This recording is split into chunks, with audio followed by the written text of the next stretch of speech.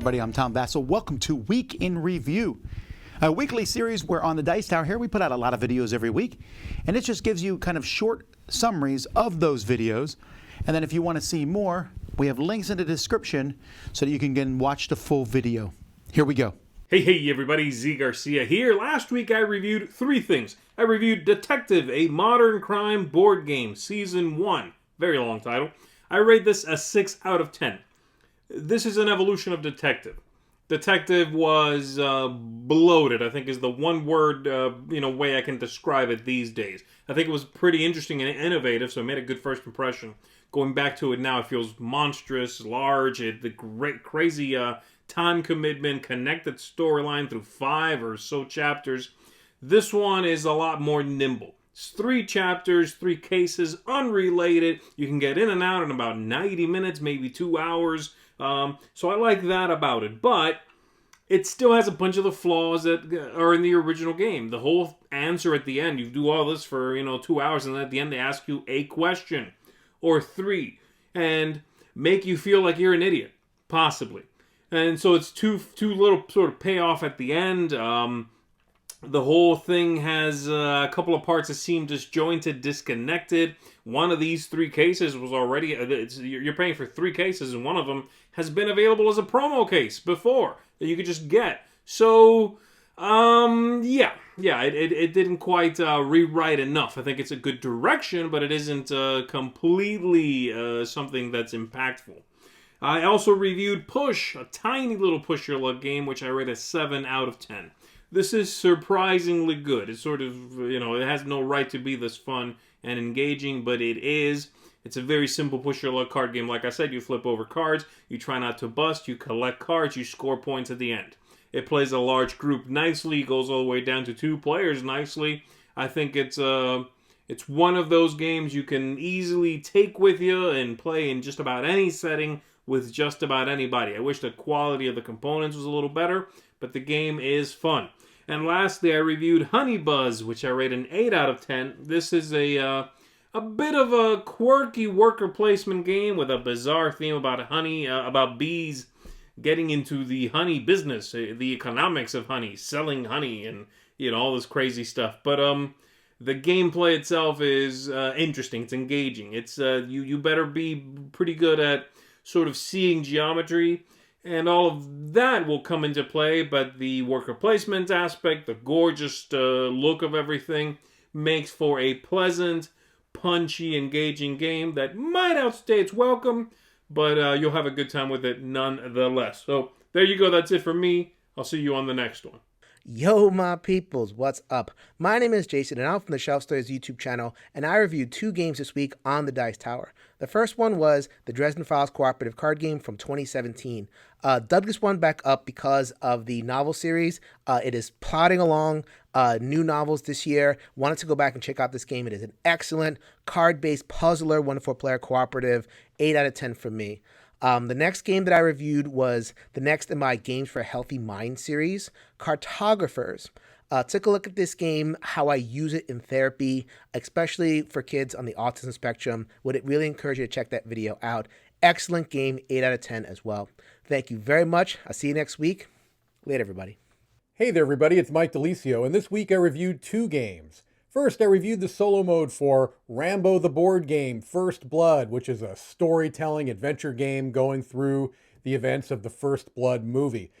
Unfortunately, this game didn't really do it for me. I felt like there was very little to any replay value on a relatively short campaign. I felt like the components and the rules were substandard. It just was not a game that I can recommend with any type of conviction at all. I gave that a 4 out of 10. And I also did the 4-way review with Tom, Zee, and Roy for Marvel Splendor. And this is a game that I thought was essentially Splendor with a Marvel theme on top, which is, it's not promising anything different, but it didn't really do a whole lot for me. I thought Splendor was a fine game. I think this is an okay game. I'm giving it a 5 out of 10, but it just didn't really excite me. I felt even more of a theme disconnect with this than I did with regular Splendor, which also pretty much had no theme. But to be fair, I was the lowest score of the 4 of us, so if you're interested in what the others thought, take a look at that review. Not my best week, not my happiest week, but there's always next week. That's it for me. Let's keep it moving. Okay, so for me, first of all, we have Avocado Smash. Not a very good game. It just flip cards over and smash the middle of the table and other people's hands when numbers match and stuff. It's neat components, but the game itself is just not my style at all. Football highlights. I don't like the components of this game. I think the rule book is horrific, but despite all that, the game is just ho-hum, especially when it comes on the heels of the very good baseball highlights. Tiny Towns Villagers. I like Tiny Towns a lot. It's an excellent game. This is the second expansion for it. I don't know that it's necessary. The more buildings in it are great. The Villagers part I found was a little bit extra complicated. I don't know that the game needed it. Otrio, this is good for kids. It's a tic-tac-toe style game that with adults is solvable, but with kids, I think offers more depth than tic-tac-toe does. Rossio, this is a game that you're building a pathway here of tiles, and you're placing these tiles, and you have this programmable scoring. I don't think I've seen programmable scoring in a game before, so this has something unique and different in it, and I enjoyed it. Kingdoms Candy Monsters. I also like this game about building a little engine in front of you of monsters that you will provide you with special abilities and points. You need to keep feeding them sugar, and you can upgrade them. So it's like a little engine building game. Marvel Splendor. All four of us took a look at that one this week, and while I liked it, it's not as good as the original Splendor because it's a little bit more restrictive, and the theme is pasted on. But it's still a fun game. Nevada City. This is a pretty big, grandiose worker placement game set in the Old West of building up the city of, well, Nevada City. There's a lot going on. It could probably look a little nicer, but there's still some juicy bits to this game. Big Monster is a drafting game. Really like this one. You have 10 tiles. You'll be drafting a tile to put in front of you in a grid, and then you give those tiles to any other player you want in the game. So you pick who drafts after you, and then you build the tiles, and there's many different ways to score points. It worked really well. Whistle Mountain. Wow, do I love this game. It is a worker placement game, but you are building the areas where you place your airships to workers in. Really, really cool game. I love the variety and multiple ways it's going to play out every time. This one was just fantastic.